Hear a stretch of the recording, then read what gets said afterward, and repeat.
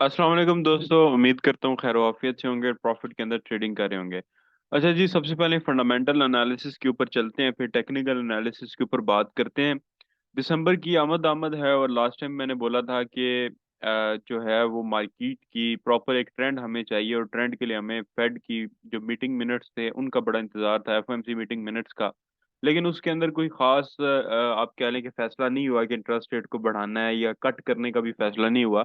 लेकिन ये डर भी था कि कट होगा, उस वजह से गोल्ड भी बह जा रहा था और इन्वेस्टर्स को एक समझ लें कि डर भी था। साथ उन्होंने इंदिया दिया हुआ था कि इंटरेस्ट रेट को बढ़ाना भी है, तो खैर उसमें तो कोई खास फैसला नहीं हुआ, आप पढ़ सकते हो उसमें। यानी कोई इन्वेस्टर्स को प्रॉपर वे नहीं दिया गया कि उस वे में डॉलर के हक में वो बैठे, जिस वजह से गोल्ड जो है वो स्लाइटली बुलिश रहा है। लेकिन इसके ऊपर बात करते हैं तफसीलन, क्योंकि दिसंबर भी आ रहा है। ये हफ्ता भी हमारा अगला जो है वो स्लो गुजर सकता है, और गोल्ड का जो ट्रेंड है वो इस हफ्ते जो आने वाला हफ्ता है यानी मंडे से बुलिश ट्रेंड की तरफ मूव कर सकता है। एक छोटा बुलिश ट्रेंड आप कह सकते हो। उससे अगला जो हफ्ता है वो बड़ा अहम है, वो तो हम नेक्स्ट वीक ही एनालिसिस करेंगे। ये वीक भी ऐसा फील हो रहा है कि बोर तो नहीं, लेकिन हमारी एक्सपेक्टेशंस की तरह नहीं मूव करने वाला। दिसंबर की आमद आमद है, दिसंबर बिल्कुल करीब है, ये आखिरी हफ्ता नवंबर का, इसके बाद दिसंबर स्टार्ट हो जाएगा, यानी मैनिपुलेशन जो है वो ऑलरेडी मार्केट में स्टार्ट हो जाती है। इन्वेस्टर का जो रुझान है वो कहीं ना कहीं वो कोशिश करता है कि इन्वेस्टमेंट दिसंबर के महीने में ना की जाए और पैसा सेव किया जाए, जिस वजह से भी गोल्ड वगैरह और ये जितनी भी मेटल्स हैं, इन्वेस्टमेंट अपॉर्चुनिटीज हैं, ये मजबूत होती हैं। हाँ, इन इस तरह की चीजों में अगर कोई जो अमेरिकन डॉलर है कोई इंटरेस्ट रेट बढ़ा देता है या स्ट्रॉन्ग कोई सबूत दे देता है जिसको हम वीडियो के अंदर कोट करेंगे, तो ट्रेंड उसका चेंज हो सकता है। लेकिन उससे पहले हमें देखना पड़ेगा, क्योंकि जो खबरें आ रही हैं, जो फंडामेंटल एनालिसिस आ रहे हैं, जो टेक्निकल एनालिसिस आ रहे हैं, उसमें ये लग रहा है कि गोल्ड नेक्स्ट वीक भी बुलिश ट्रेंड को कंटिन्यू कर सकता है। और बकाया फैसला ब्रेकआउट्स भी करेंगे। लास्ट में ब्रेकआउट हुआ, गोल्ड ने मूव भी किया, इंट्राडे की टीपीज वगैरह भी हुई, इंट्राडे का टारगेट भी अचीव हुआ, लेकिन लॉन्ग टर्म में गोल्ड ट्रेंड रिवर्सल के अंदर फेल हो गया। अब सबसे पहले आरबीआई गवर्नर बुलोक स्पीक्स है, और इसके अंदर भी कोई खास फैसला नहीं होना, ये रिमेन, उन्होंने कोई इंटरेस्ट रेट चेंज नहीं करना। इसका मैं तजिया खैर 2-3 हफ्ते पहले की जो एनालिसिस थी उसके अंदर प्रॉपर तजिया दे चुका हूँ कि ये इंटरेस्ट रेट इंक्रीज नहीं कर रहे, जिस वजह से मार्केट के अंदर कोई बहुत बड़ी तब्दीली जो है वो नहीं आएगी। उसके बाद इस हफ्ते में फंडामेंटल्स में बहुत कुछ नहीं है, बड़े थोड़े शॉर्ट सी लिमिटेड सी न्यूज़ हैं। बट नेक्स्ट वीक जो आ रहा है, अपकमिंग वीक आ रहा है, उसमें तकरीबन हाँ एनएफपी भी है, अनएम्प्लॉयमेंट क्लेम्स भी है, जॉब्स ओपनिंग भी है। तो वहां पे है कि काफी हद तक हमारे पास एनालिसिस अवेलेबल होंगे। ट्यूसडे को एक न्यूज है सीबी कंज्यूमर कॉन्फिडेंस, जिसमें डॉलर जो है वीक हो सकता है, इस वजह से भी लग रहा है, यानी कि एक न्यूज आ गई जो कि डॉलर के अगेंस्ट है, इस वजह से भी लग रहा है कि गोल्ड जो है वो स्लाइटली जो छोटा इंट्राडे का ट्रेंड है या H4 का एक ट्रेंड है उसके अंदर बाय में रह सकता है। यानी अभी 2002 पे क्लोजिंग हुई है, तो गोल्ड अगले वीक में 2020 और उसके करीब करीब जो है वो मूव ऑन कर सकता है। उसके बाद यानी कि सीबी कंज्यूमर कॉन्फिडेंस में भी डाटा अगर आप देखें तो नेगेटिव है, जो कि डॉलर के हक में नहीं है। ये अगर डाटा पॉजिटिव में होता, प्लस में होता, तो डॉलर के हक के अंदर होता। उसके बाद ट्यूसडे को इसके अलावा कोई खबर नहीं है। मंडे मंडे भी ऑलमोस्ट बहुत स्लो गुजरेगा, उसमें भी कोई खास खबर नहीं है। अब उसके बाद वेडनेसडे स्टार्ट हो जाता है। वेडनेसडे में ऑस्ट्रेलियन डॉलर की सीपीआई रिपोर्ट है, जो कि मतलब कि इकोनॉमी के लिए 5.6 से 5.2% है, यानी कि उन्होंने थोड़ी सी इन्फ्लेशन को रोका है, इन्फ्लेशन कम किया है, सीपीआई में कमी लाए हैं। लेकिन करेंसी के लिए ये डाटा जो उस वक्त जब न्यूज आती है उस वक्त उसके हक में नहीं जाता, बल्कि उसके अगेंस्ट जाता है।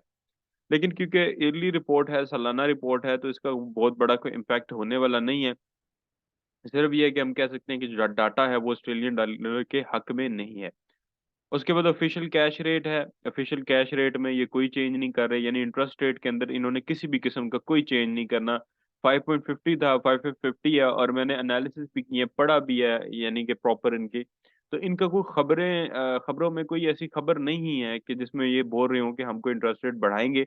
लेकिन स्टिल जो न्यूजीलैंड डॉलर हैंड्स है डी का पेयर है, इस न्यूज की वजह से वेडनेसडे को 6 बजे सुबह जो मूव रहेगी, यानी स्पाइक्स और मूव जो है वो बड़ा रहेगा, इसमें मूवमेंट ज्यादा रहेगी, लेकिन एक डिसाइडेड वे नहीं है। इस कॉन्फ्रेंस के बाद मार्केट में जो इन्वेस्टर है, जो ट्रेडर है, वो एक ट्रेंड डिसाइड इसका लाजमी कर देगा, या बाय में या सेल में, वट एवर इस स्टेटमेंट में वो क्या, ये प्रेस कॉन्फ्रेंस में वो क्या कहते हैं, या उन्होंने इन्फ्लेशन को रोकने के लिए, महंगाई को रोकने के लिए और करेंसी को स्ट्रॉन्ग करने के लिए क्या मेजर्स लेने हैं, तो वो स्टेटमेंट में भी बताएंगे और साथ प्रेस कॉन्फ्रेंस के अंदर भी इजहार ख्याल करेंगे। उसके बाद यूरो की जर्मन प्रीलाइम सीपीआई है जो कि एक नेगेटिव रिपोर्ट है। फिर Spanish flash CPI yearly report है जो कि पॉजिटिव रिपोर्ट है, लेकिन क्योंकि ईयरली रिपोर्ट है तो हम इसको ज्यादा अहमियत नहीं देंगे। इसको, ये जो मंथली रिपोर्ट है इसको ज्यादा अहमियत देंगे। ये नेगेटिव है, यूरो गिर सकता है। डिपेंड करता है कि इस जो वेडनेसडे वाले दिन डॉलर की कोई उस वक्त न्यूज ना हो। तो न्यूज के टाइम की बात हो रही है, ओवरऑल ट्रेंड की बात नहीं हो रही। ट्रेंड जो है वो इंटरेस्ट रेट डिसाइड करता है, या कोई बहुत बड़ी अनएम्प्लॉयमेंट की न्यूज हो, इस तरह की न्यूज़ जो है वो ट्रेंड जो है वो डिफाइन करती हैं। जैसे ये ऑफिशियल कैश रेट है, ये ट्रेंड डिसाइड कर सकती है। ये जो है वो एक मूव की हद तक जब न्यूज आएगी उस वक्त एक स्पाइक तगड़ी दे सकता है, कुछ पिप्स हमें प्रॉफिट में बंद करवा सकता है। तो ये तो एक नेगेटिव है यूरो के। उसके बाद है प्रीलाइम जीडीपी क्वार्टरली रिपोर्ट है जो कि स्लाइटली, क्योंकि क्वार्टर रिपोर्ट और ईयरली रिपोर्ट को हम बहुत ज्यादा सीरियस नहीं लेते, समझ लेंगे ये तो नॉर्मल एक न्यूज़ हैं। अब क्वार्टर रिपोर्ट का अंदाजा इसलिए इससे लगा लें कि हम सीरियस क्यों नहीं लेते, क्योंकि हर मंथ कोई ना कोई डाटा जो है वो आ रहा होता है। तो क्वार्टर होता है 3 महीने का डाटा, ठीक है। तो ऑलरेडी इस डाटा को 3 महीने तक ट्रेड किया जाता है। अब क्वार्टर रिपोर्ट जब आती है तो वो कंबाइन जो ऑलरेडी हम ट्रेड कर चुके होते हैं वही डाटा आ रहा होता है, तो उसके ऊपर इन्वेस्टर्स जो होते हैं, ट्रेडर्स जो होते हैं, वो उस तरीके से रिएक्ट नहीं करते। लेकिन ये डॉलर के आप कह लें कि हक में 0.1%, बहुत ज्यादा हक में नहीं है, लेकिन ये है कि ओवरऑल पॉजिटिव है, स्लाइटली पॉजिटिव न्यूज है। यानी कि मैंने आपको बताया था कि इस वीक भी डायरेक्शन डिसाइड करवाने वाली जो न्यूज थी, लास्ट टाइम मैंने बोला था ट्रेंड डिसाइड करेगी एफओएमसी मीटिंग मिनट्स। तो वहां तो वो ट्रेंड यही उन्होंने तो कुछ भी नहीं कहा, लेकिन इन्वेस्टर्स ने या ट्रेडर्स ने जो ट्रेंड डिसाइड किया वो बाय का ट्रेंड है, और वो नेक्स्ट वीक 2002 से 2020 के दरमियान में घूम सकता है। इसके अलावा कोई बड़ी न्यूज नहीं है जिसमें ये कहा जाए, क्योंकि हमने बात करनी है जो चीज अवेलेबल है। जो हो जाएगा उसके ऊपर बात नहीं करेंगे, जो अवेलेबल है, जो हमारे पास चीज एनालिसिस के लिए अवेलेबल है, हम उसके ऊपर बात कर सकते हैं। इसके अलावा हम बात नहीं कर सकते। और कंफ्यूजन जो है वो क्रिएट होंगी, दिसंबर में ज्यादा होंगी। लास्ट वीक भी इसी तरह था कि वो फैसला कौन नहीं थी खबरें। इस महीने तो बिल्कुल, इस हफ्ते तो बिल्कुल भी कोई ऐसी खबर नहीं है जिसको कहा जा सके कि भाई ये जो खबर है ये फैसला कुन होगी। हाँ, जुम्मे वाले दिन आखिरी न्यूज है, उसके ऊपर बाद में बात करते हैं। उसके बाद Bank of England governor Bailey speaks है, और इन्होंने भी कोई मतलब स्पीच वगैरह देनी है, उससे पाउंड जो है वो मूवमेंट करेगा। बट इन्होंने, मुझे नहीं लगता कोई इंटरेस्ट रेट रेज करने की बात करनी है, या कोई और इस तरह की पॉलिसी इनके पास है जिससे ये पाउंड को जो है वो स्ट्रॉन्ग कर सकें डॉलर के मुकाबले के अंदर या ओवरऑल मार्केट के अंदर। उसके बाद जनाब थर्सडे को तकरीबन तकरीबन छोटी छोटी न्यूज़ काफ़ी हैं, जिस वजह से मूवमेंट जो है वो थर्सडे को काफ़ी रहेगी। पूरी पूरी तकरीबन तमाम पेयर्स के अंदर मूवमेंट जो है वो थर्सडे के अंदर अच्छी रहेगी। यानी इंट्राडे के हिसाब से ट्रेडिंग की जा सकती है। इंट्राडे में प्रॉफिट होगा। लॉन्ग टर्म जो ट्रेंड्स हैं वो अभी मार्केट डिसाइड करने के लिए हमसे पिछला हफ्ता भी मांगा, ये हफ्ता भी मांग रही है, और नेक्स्ट वीक ऐसा लग रहा है कि फैसला दे देगी मार्केट। क्योंकि बहुत ज्यादा बाय हो तो हम वहां से बहुत ज्यादा कॉन्फिडेंस के साथ या बड़ी लॉट के साथ बाय में भी नहीं बैठ सकते। हाँ, इंट्राडे कर सकते हैं, मतलब कि छोटी लॉट और एसएलटीपी के साथ। लॉन्ग टर्म में हम फिर बैठ नहीं सकते ना बहुत बाय भी हो, और सेल भी नहीं कर सकते क्योंकि ट्रेंड कंफर्म नहीं है। तो हमें ट्रेंड भी कंफर्म करना है, बड़े टाइम फ्रेम के ऊपर करना है, साथ फंडामेंटल्स भी चाहिए। तो टेक्निकल्स के अकॉर्डिंग भी गोल्ड बाय में है, और फंडामेंटली भी आपके सामने हालात वाकयात हैं। उसके बाद जीडीपी की मंथली रिपोर्ट है कैनेडियन डॉलर की, उसी थर्सडे वाले दिन, जो कि एक स्लाइटली पॉजिटिव, बिल्कुल स्लाइटली पॉजिटिव न्यूज है, बहुत बड़ी पॉजिटिव न्यूज नहीं है, स्लाइटली आप कह सकते हैं। उसके बाद जनाब ओपेक जेएमएमसी मीटिंग्स है, ये तो ऑयल से रिलेटेड न्यूज है, उसको हम डिस्कशन दिसंबर के अंदर तो बिल्कुल भी नहीं लेके आएंगे। कोर पीसी इंडेक्स जो है वो इसमें ये कि ये जो न्यूज है ये नेगेटिव है, और अनएम्प्लॉयमेंट क्लेम्स जो है वो न्यूज नेगेटिव है। अम, ये जो न्यूज अगर हम ऊपर पढ़ के आए हैं जो यहाँ पे प्रीलाइम जीडीपी की, ये एक पॉजिटिव थी। लेकिन उसके बाद ये जो न्यूज़ आ रही है कोर पीसी इंडेक्स, ये भी एक नेगेटिव है, स्लाइटली नेगेटिव है, और ये अगर न्यूज़ आती है तो ये हाईली नेगेटिव है। बट ये है कि गोल्ड को 2020-22 तक तो ये पहुंचा सकती है, मतलब कि इतनी इस काबिल है। अगर आ जाती है तो 2020, 2002 से 2020 पे जाते हुए टाइम नहीं लगना। फिर है एम्प्लॉयमेंट चेंज की न्यूज़, कैनेडियन डॉलर की, जिसमें ये डाटा दे रहे हैं पिछले महीने का 17.5 के, और इस महीने फॉरकास्ट दे रहे हैं 18.5 के। यानी कि बहुत कोई बेहतरी नहीं आई है। ऐसा लग रहा है कि ये जो डाटा है ये एक तुक्के के ऊपर दे दिया इन्होंने। अदरवाइज मुझे लग रहा है कि माइनस पड़ेगा, ये एक नेगेटिव न्यूज साबित होगी। तजर्बा भी कह रहा है, क्योंकि जॉब्स के अंदर कोई बहुत बड़ा डिक्रीज नहीं है और अनएम्प्लॉयमेंट रेट में भी डिक्रीज नहीं हो रहा। इंक्रीज नहीं है जॉब्स के अंदर और ना अनएम्प्लॉयमेंट के अंदर डिक्रीज है, तो ये नेगेटिव न्यूज साबित होगी। 6:30 पे जो कैनेडियन डॉलर की हाई इम्पैक्ट दो न्यूज़ हैं, जिसमें एम्प्लॉयमेंट चेंज और अनएम्प्लॉयमेंट रेट का जिक्र होगा, यानी शरह बेरोजगारी और प्राइवेट सेक्टर के अंदर कितनी जॉब्स क्रिएट हुई हैं इस महीने। उसके बाद आईएसएम मैन्युफैक्चरिंग पीएमआई है, जिसके अंदर डॉलर जो है वो पॉजिटिव है। तो वही, यानी कि कोई रेंज जो प्रॉपर ट्रेंड डिसाइड था ना, वो नहीं हो रहा। फैल गया इंट्राडे में, जो न्यूज़ आई थी उसकी वजह से फिर बाय चला गया, क्योंकि वो एफएमसी मीटिंग मिनट का मैंने कहा था ट्रेंड डिसाइड करेगा, उसने ट्रेंड डिसाइड किया, लेकिन एक कोई डिसीजन मेकिंग या कोई ऐसे हमें आप कह लें सर्कमस्टांसेस नहीं दिए कि जिसके ऊपर इन्वेस्टर बिल्कुल पक्का होकर बैठ जाए। तो इन्वेस्टर डरा हुआ है, और समझ लें कि एक नेचुरल मूवमेंट हो रही है, जिसमें ये है कि इन्वेस्टर कह रहा है कि यार अपने पैसा थोड़ा सेव करते हैं, नए साल में फिर दोबारा आएंगे। आईएसएम मैन्युफैक्चरिंग न्यूज पॉजिटिव है, तो इसमें हफ्ते में टोटल 4 न्यूज हैं, 2 नेगेटिव हैं जो तगड़ी न्यूज हैं और 2 पॉजिटिव हैं। उसके बाद फेड चेयर पावेल स्पीक्स है, और ये इंतहाई इंपॉर्टेंट होगा। 9 बजे है, ये अगला मार्केट का मूवमेंट डिसाइड करेगी। इन्होंने कहा था कि इंटरेस्ट रेट रेज करेंगे या कट करेंगे। कट कट करेंगे तो इन्फ्लेशन का जो टारगेट है वो इनका रीच नहीं होगा। बढ़ाएंगे तो जाहिर है फिर डॉलर के हक में जा सकता है, लेकिन ये हफ्ते के बिल्कुल आखिरी पे है। तो नेक्स्ट वीक मुझे लग रहा है कि स्टिल गोल्ड एक रेंज के अंदर 2002 से 2020 की रेंज में मूव कर सकता है। ये तो खैर टेक्निकल एनालिसिस क्या कह रहे हैं वो हम बाद में देखेंगे, क्योंकि ये तो एक डायरेक्शन मिलती है न्यूज से, तो डायरेक्शन तो मिक्स आ रही है, बाय में सेल में। बाय में ज्यादा चांसेस है, सेल वाली भी एक दो न्यूज हैं, तो डायरेक्शन मिक्स आ रही है। एक पक्की फंडामेंटल एनालिसिस जो है वो डायरेक्शन हम लोगों को नहीं दे रहे। फेड ये हम सुनेंगे इसका फैसला। तो लास्ट मैंने आपको बताया, इसका मैं आपको जब वीडियो बनाऊंगा लाइक जुमे को ये आ जाएगी 9 बजे, जब हम ट्रेडिंग शेडिंग बंद करके बैठ जाएंगे, इन छुट्टी हो जाएगी। तो हफ्ते को मैं वीडियो रिकॉर्ड करूंगा, तो हफ्ते में ये जो स्पीक्स है इसका जिक्र करूंगा कि इन्होंने इसके अंदर क्या क्या डिस्कशन की है। फ्यूचर जो है वो उन्होंने क्या क्या डिस्कस किया। हाँ, अगला जो हफ्ता आ रहा है उसके ऊपर थोड़ी सी बात करते हैं, हम प्रॉपर बात नहीं करने वाले। उसमें ऑस्ट्रेलियन डॉलर का कैश रेट है और वगैरह वगैरह, आरबीआई स्टेटमेंट, फिर सीएचएफ की सीपीआई है, आईएसएम सर्विसेज है ट्यूसडे को। उसके बाद जॉर्ज जॉब ओपनिंग है, ये भी बड़ी न्यूज़ है। ऑस्ट्रेलियन डॉलर की जीडीपी क्वार्टर रिपोर्ट है।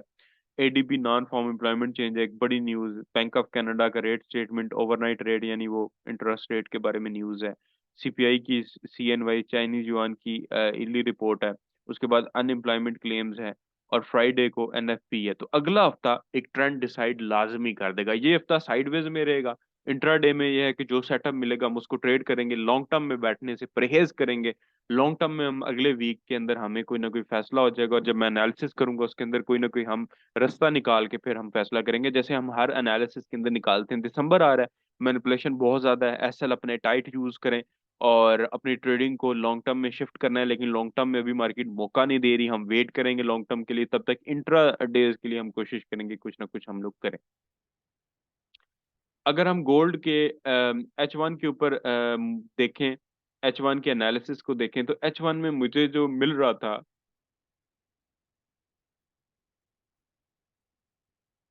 एक सिमेट्रिकल यानी ट्रेंड कंटिन्यूशन पैटर्न मिल रहा था। ऐसा लग रहा था, वही मैंने वो बोला कि गोल्ड स्लाइटली बाय के अंदर मूव दे सकता है। तो एक सिमेट्रिकल ट्रायंगल मिल रहा था। सिमेट्रिकल ट्रायंगल के साथ साथ ये जो एक एक बुलिश चैनल भी मिल रहा है। ठीक है, सिमेट्रिकल के साथ साथ एक परफेक्ट बुलिश चैनल भी मिल रहा है।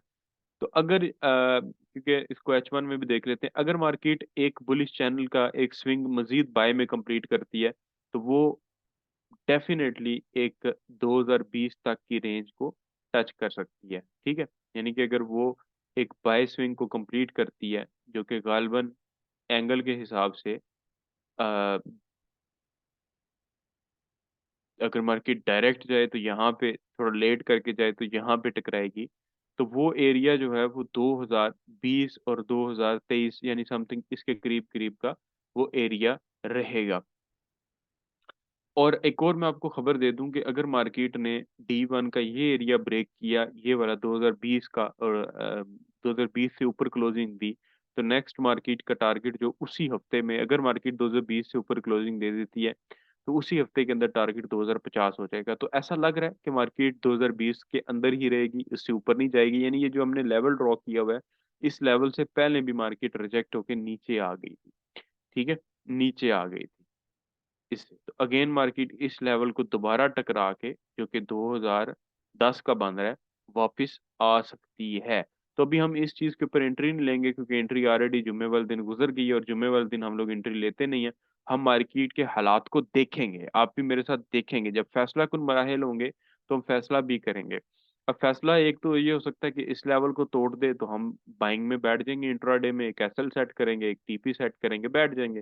लेकिन अगर फैसला ये होता है, जो कि नेक्स्ट वीक होता हुआ नजर नहीं आ रहा, कुछ इस तरीके से मार्केट अपने ट्रेंड को रिवर्स करती है और कम से कम दो स्विंग्स इस तरह के बनाए, दो तीन स्विंग्स H4 के बनाए और D1 में एक दो स्विंग्स बनाए, क्योंकि ये मोस्टली ऐसा भी होता है कि फ्लैग भी मार्केट बनाना शुरू कर देती है और हम समझते हैं कि सेल ट्रेंड है और मार्केट बाय में मूव कर देती है। ऐसा हुआ भी, ऐसा हुआ भी। ये जो मूव दिया मार्केट ने, ये, इसको मैं फ्लैग भी कंसीडर करूंगा। ये वाला मूव, ये देखिए, ये जो मूव हुआ है ना पिछले हफ्ते, इसको मैं फ्लैग भी कंसीडर करूंगा। लेकिन इंट्राडे में ये सेल में टारगेट तो उसने पूरा करवाया, लेकिन ये फ्लैग के तौर पे भी इसने मार्केट में काम किया। लेकिन अब जो चैनल नजर आ रहा है, उसकी डेफिनेटली मार्केट ने कहीं ना कहीं वायलेशन जरूर करनी है, कहीं ना कहीं तोड़ना जरूर है। मुझे लगता है कि अगले हफ्ते हमें बाइंग, स्लाइटली बाय देखना चाहिए। लेकिन अगर मार्केट कहीं ब्रेकआउट करती है तो उस तरफ हमें एक प्रॉपर एंट्री की तरफ बैठना चाहिए इंट्राडे के अंदर। ठीक है, लॉन्ग टर्म वाली जो ट्रेड्स हैं उसका तो वैसे ही हमें लॉट छोटी होती है, हमें कोई टेंशन परेशानी नहीं होती। तो इस सेटअप को, इस चैनल को ड्रॉ करके रखें, मेरे ख्याल में सबने ड्रॉ किया होगा। और नेक्स्ट वीक का वेट करें, अगर मार्केट इस लेवल को क्रॉस करती है देन टारगेट 250 होगा। ठीक है, इस ये जो 2020 वाला लेवल है।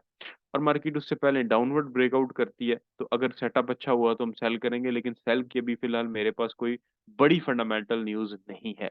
तो मैं वेट करने का कहूंगा, मार्केट को देखने का कहूंगा, कम से कम नेक्स्ट वीक जो गोल्ड की मार्केट है देखने को कहूंगा। और फिलहाल क्योंकि गोल्ड बाय में गया हुआ है, तो हमें यहाँ पे एक नया ट्रेंड या बाय में मिल सकता है, या लाइक गोल्ड 2080 या 2100 कर दे, या फिर हमें गोल्ड में एक सेल ट्रेंड मिल सकता है। तो हम कहीं ना कहीं बैठेंगे जरूर इस वक्त। तो मेरे ख्याल में क्योंकि फंडामेंटल्स दो बाय दो सेल, तो एक कंफ्यूजन और साइडवेज क्रिएट करने वाली बात है।